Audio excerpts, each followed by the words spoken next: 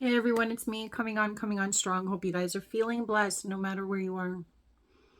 Uh, for those of you that join me from week to week, day to day, whenever I do come to put on a video, I thank you so much from my day ones to my day nows.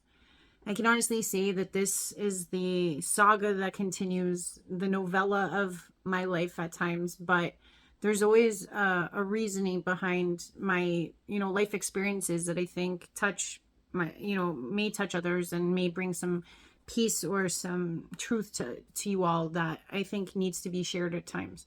And yes, I do use a lot of myself because I don't know how else to explain these ahas or these clarities that I'm shown at times unless I divulge the ways and shapings of how they came to be. So I'll hit it.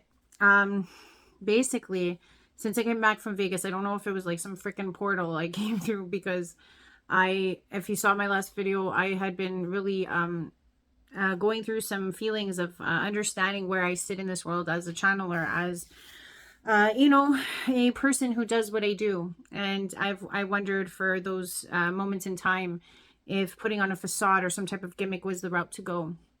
And literally the day that I made that, I was hit with something so unreal that it was so unreal to me. And trust me, all of what I have to showcase may hit home for some of you too.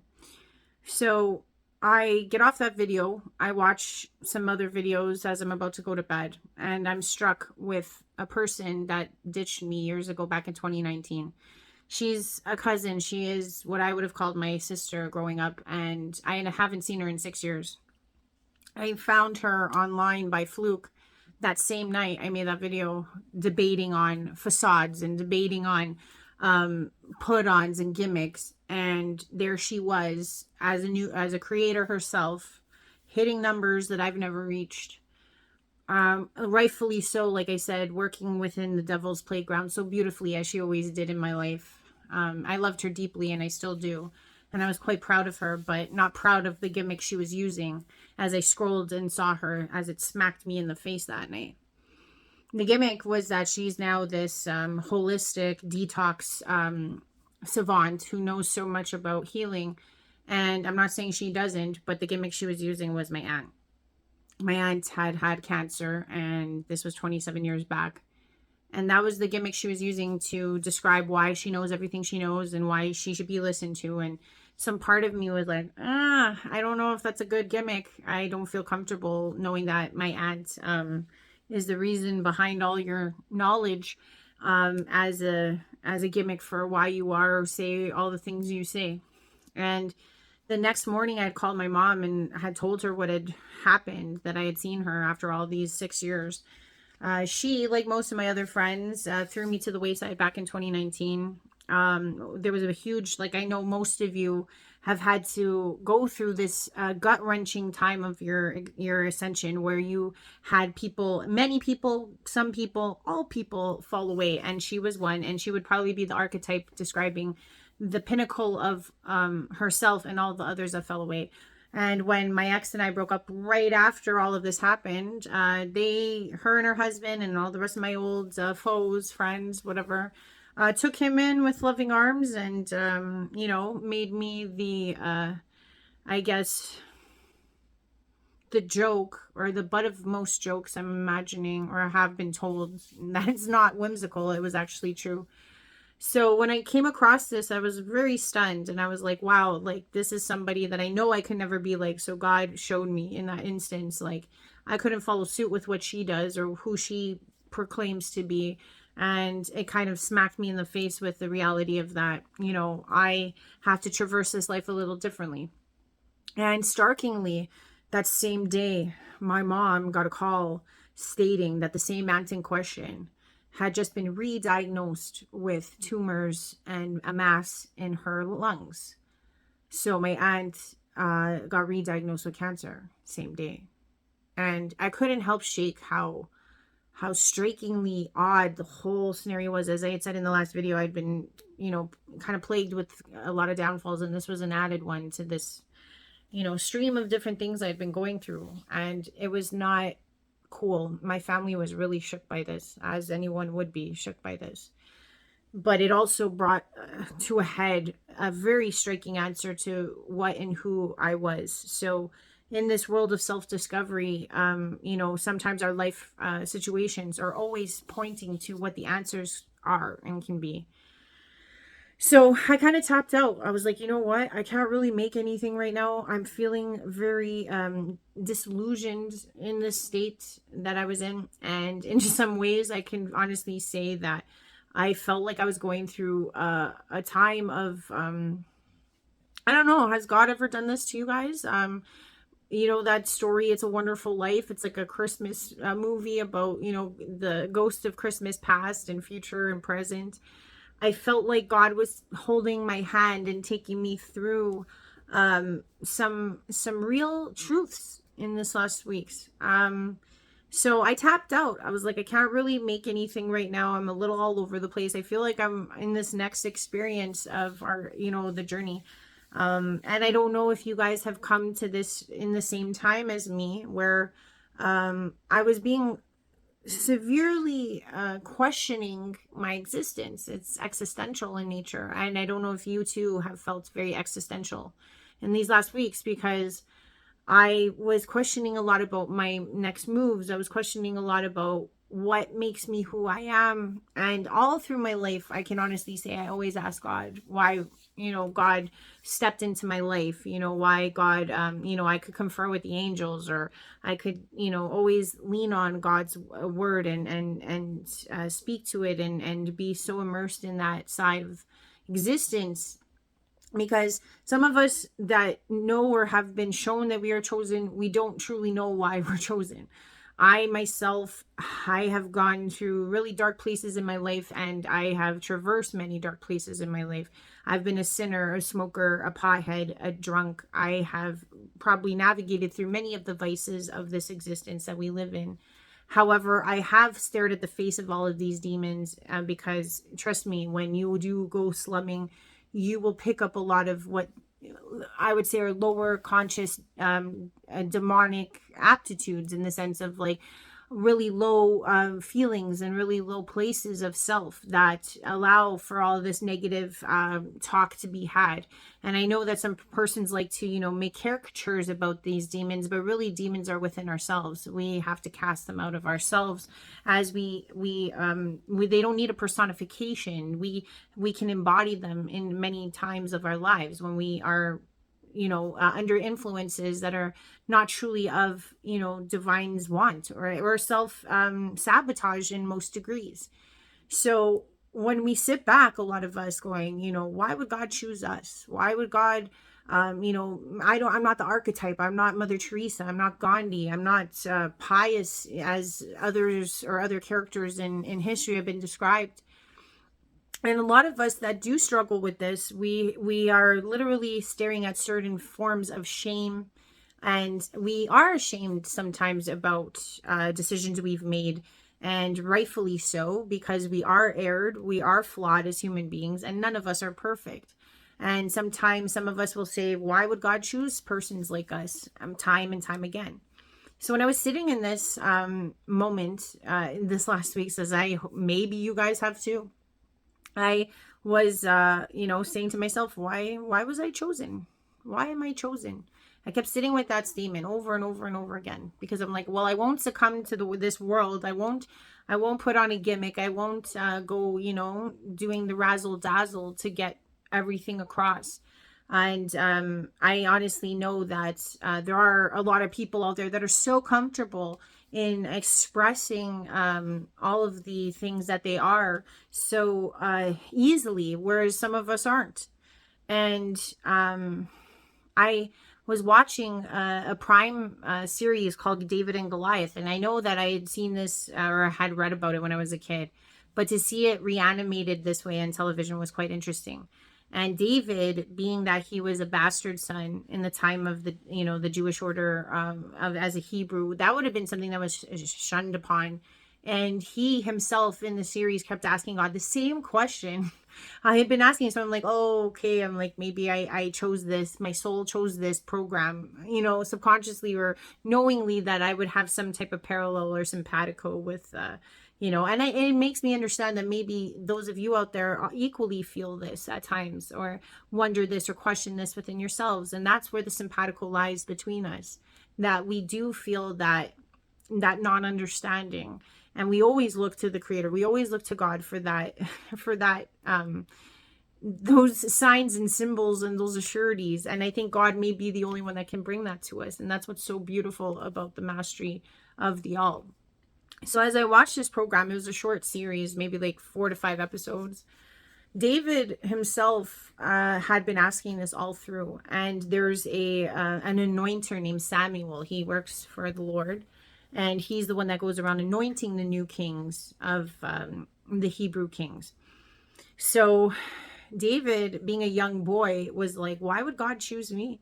And Samuel had said, well, sometimes God chooses those that are uncommon, those that don't fit, the profile. He didn't say that word, but it was basically what came across. And God sees what other men cannot see. God sees into the heart of those that are chosen. And that just like strummed inside of me. And I think it may strum inside of you. And maybe this will be a answer to a question that maybe you've been posing yourself, where God can see through things that we cannot, that others cannot see, that even though all the rest of the world may not understand, God does. And I needed to be reminded of that, because in our, when things don't work out, or when we're hit with a lot of things, not to say that we falter, but we question, right? And I sat with that, and I was like, okay, God, I'm like, you see something in me that others don't see. And I had to, live with that for the day. And God, in all of her wisdom, came back at me with a very, because you got to understand, God is very comedic. If you ever want to understand where comedy comes from, it is from the Almighty. It is from Source, because God has such a poeticness in all the craftings of our existence, and the way our timelines work out, and the way certain situations work out, how everything just unfolds so beautifully. Only God can make you laugh harder than anything on this planet. And so God had said, as I was lying in bed the following night after watching that series, said, well, somebody had to choose you. And I know deep down inside this is going to be for somebody. So I sat with that. I laughed at it at first. But then as the days went on, God actually brought me through what that meant. And trust me, I shouldn't have been laughing as hard as I was. God brought me through a whole reel of all the times in my life I had not been chosen. Chosen by society, chosen by loved ones, chosen by anyone that meant a damn to me, really. He started off with my parents. I love my parents, but when, shit would hit the fan, they would choose themselves over me. And I was an only child who lived in an existence of always having to fend for myself, not so much with the roof and the food, but emotionally, mentally. I was I would say the mediator. I was the parental figure in my own parents' lives. So there was that feeling there of not being chosen when it really meant it, when it really, they needed to stand up for me, or really, strike a chord with my existence. They always faltered. And God showed me those moments in time. And then she brought me, the Creator brought me to another point in time, as God will do. I don't know if you guys fit this mold, but in elementary school, I was revered by the girls and I was feared by the boys, because I was an only child. I had to try to make friends wherever I could, because that's what we do. And I was really good at sports, so much so that I was probably I was a formidable opponent, even as a female. And as a girl, a lot of girls couldn't understand me, because I was this tomboy and I didn't fall into the cookie cutter version of what little girls did, like play Barbies and this and that and all that stuff. I would rather play sports than play with the girls. So they kind of revered me in some ways and didn't really understand me. So God showed me this instance where I had strobe lights all over my face, and I was like, uh-oh. I actually had to feel it. I actually had to sit in those moments. And if you are sympathizing with me right now, I implore you to ask the Creator to bring you to these times too, because it will show you so much about who you are and so much of why we are the way we are. And there was this little girl multiple gymnasiums, multiple places at the school dances, numerous school dances, watching the strobe lights past me, watching different songs past me, and realizing that all through elementary, never asking me to dance. And watching myself as that little girl again, choking back the tears on the inside and keeping this brave face on the outside. I was reminded of a point in time that I wanted to forget. And then God continued to bring me to way more shadowy times in my life. One where runs where ultimately I was never chosen. In high school, I had a severe injury where I almost died, and I pierced a big sack. I had a big sack of pus that got created because of a belly button getting ripped out of my stomach when I was playing soccer once. And I was almost brought to the brink of death because had it had popped, the doctor said I would have died. As a result, I was hit with psoriasis. I had psoriasis from head to toe. And for 2 years of high school, I was kind of a cast out. No one would touch me. No one would really talk to me. And I spent 2 years of my high school career being called cancer, every name in the book, being thought that I was like literally a leper because people thought if they touched me, I would give it to them. So, you know how high school kids do. And it was a really lonely point of my existence. I was never asked or chosen for anything at that point in my life. And it was probably a point in my life that I tried to really block out. And once I cured myself of that 2 years later, and I did find a cure for it. If anyone has psoriasis, by all means, hit me up. I'll tell you and share with you how that works. But I also had to walk into the rest of my high school existence, very much not sought after and very lonely existence. And after that point, I was brought to my 20s, to my 30s, not being chosen for marriage. Even though I said I was married, I was, but it was not by my choosing or theirs. And to be at this later stage of my life, never being asked to be married or never being married, period, in the ways that all persons should be or would be, that was a hard, tough, I really hadn't thought about it until God showed it to me. And then when God showed me all my other relationships, how they were never really of their choosing, like it was more like if you can't beat them, join them type of thing, because I had a way of really chameleonizing myself in those times. So no one really got to meet me. They were meeting a facade. They were meeting a version of me that suited them. So really when they supposedly were choosing me, it was just a mimicry. It was not really the real me. And then by the time they met the real me, they didn't want to choose it. So I can honestly say that this last week of roller coaster was depicting and showing all the ways that I was not chosen. And so much so that God brought me to points when I had first come on as a teenager. And when I was going through all of my spiritual distress, I had gone to so many mediums and so many different workshops, looking for assistance and looking for help. And I had been kicked out of so many of them. I literally had a medium say, no, I don't want you to participate. I remember going with my aunt to see John Edwards because my cousin Jesse had passed away. And in a sea of people, I was maybe 17. My abilities had just kicked in. I think I was 16. I was 17 at the time. I had been conferring with Jesse, but I wasn't going to tell anybody because I was terrified. And I remember John Edwards in a sea of people pointing at me and kicking me out. And I remember that being a really low point in my existence because of how much I wanted help. And to not be chosen in those arenas, and multiple light worker or supposed spiritualist workshops, or how many places I had been in my life, not only in my teens, but in my 20s, and always looking to participate, always looking to be a friend, always looking to find some solace, some camaraderie.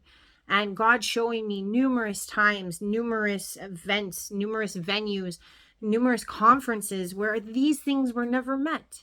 And ultimately, every participant involved was always passing me over, numerous friend situations God showed me where my friends literally were never my friends, and I was probably only that good scapegoat. I was probably only that person that could be thrown under the bus. I was great as a shoulder to cry on, or as someone that could profess and show so much love for people, so that they kept me around because I was good for them, but never when the shoe or the replacement came were they ever good for me. And I know a lot of you on this that are watching this have had this exact scenario where you've given your all to people and they have betrayed you in ways that you can't even describe or would even want to describe to yourself, that you lived through but don't want to relive. You know what I mean? And when God was putting me through all of this and showing me how many times I was not chosen, and how many times people bulldozed over us, or not us, but me in this sense, but I know you guys feel me too. I don't know how many persons literally thought, oh, I can get better, or I can escape the fire if I just throw Ashley, down this one time and she falls and she falters, and I will step over her and rise myself. I can't even describe to you how many persons did this to me in my existence. And I think that's what God wanted to show me, and what God's trying to show you through my speech right now. That no matter what, all of these persons, all of these were by design. All of them. Because with each person, regardless if they hated you, regardless if they despised you, regardless if they loved you, did the same thing. And it was just as harsh. No matter what their title was to you in your life, it was just as harsh and had so much impact on you. And what God was trying to show me was that all through the time of not being chosen, I, much like I'm sure you guys did, I had to cultivate such a thick skin. Do you know that there were times that I was being shown, and I literally suppressed this, and maybe you guys have suppressed this too, where I had my old friends that literally did such deplorable things to me, left me for dust. I remember times where they left me for dead, literally dead, and I'm not exaggerating. To watch me get up, to watch me somehow poke my head out, to watch me somehow rise again, was like as if they were seeing some zombie or some corpse pop out of a coffin saying, "Hi, I'm back." And them just not in awe, wondering how I did it. I don't know how many people were okay with leaving me there, feeling like as if, oh, she's strong enough, she can handle it. Why is it that persons feel like we're stronger? Like as if like they're more important than us. Like we don't feel the pain. Like we don't have to rise again and again and again just to not only prove to ourselves, develop this thicker skin, but really say to the world, we're formidable. And what I think God was also showing me in all of this was that regardless of what their structure was, we were also implanted at that time to show God what type of people these people were. Because if they could trample over you or stomp over your corpse to save their own asses, to get themselves out of the fire, they go into a pool all the same as those that hated you. And it's striking because, I don't like to use the word the devil, but I do believe there is a negative energy force that is here on this planet that, speaks to the heart of men as well, just like God does. And every time those persons chose to do what they did to us or to you or to me, it's like as if they were saying to God, I'm on their side. Because it's really what that energy tries to do, tries to break us, tries to minimize us, tries to squash us to the point that we don't get back up. That's what that energy wants more than anything. It wants to tear away everything from us to see if we will side, if we will knuckle under, if we will succumb. Because I know for myself, never being chosen by others, all that ever did was make me choose myself time and time and time again. never understanding what it's like to have a backer, never understanding what it's like to have someone there for me. Maybe you in the same. Only God being our one sole provider. And then to have that energy work through everyone we know, everyone we love, and them repeatedly casting us aside and repeatedly cast us away and repeatedly shoving us out of the way so that they could rise, or that they could save their own ass, or they could unscathingly not get burned by the fire. We had to rise every time and get stronger. And what they didn't understand was that upon us rising would show them who they follow. Because obviously, if you can do that, it doesn't matter what your actual title is, then that shows God what you're made of. That shows God who and what you're sided with. Because ultimately, if you could do that to a fellow human being, if you could do that to a fellow brother or sister, if you could do that to someone like us, that shows volumes about what side they're on. That gives volumes of understanding of what they're made of. And ultimately, did I like being that tester? Did I like being in that position? Hell no.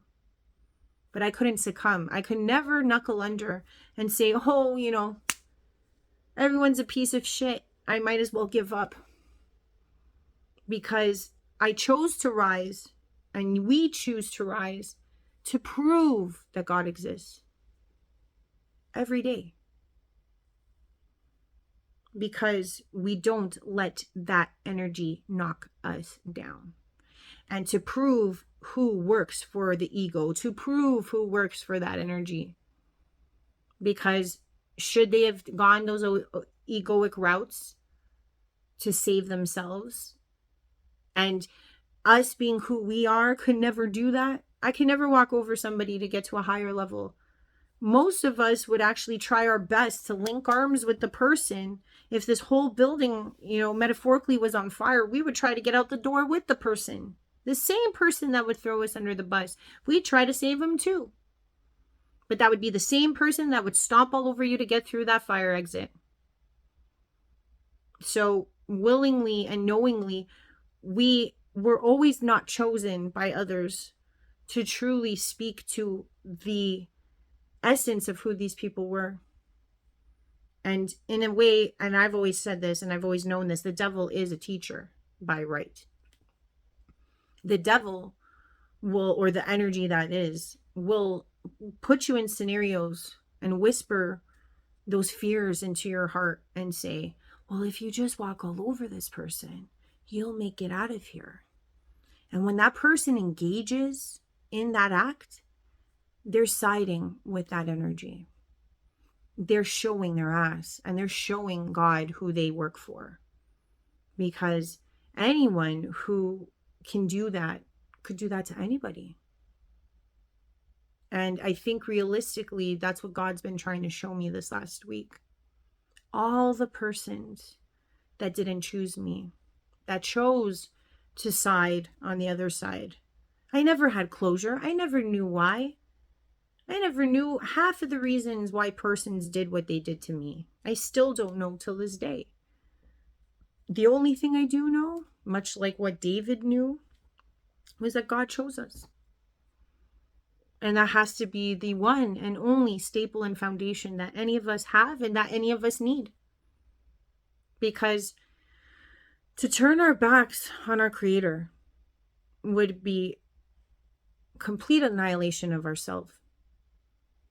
Everything we are given is given to us by God. Every aptitude, every gift, every ability to speak out in this world is brought to us by God. So to go against God, or those that, let's say, God chooses, is in itself to go against God too. Every time an angel wasn't recognized, every time an angel was sideswiped, every time an angel came in the form of a poor person looking for some aid and was shunned, and was spit upon, that is showing who and what you are.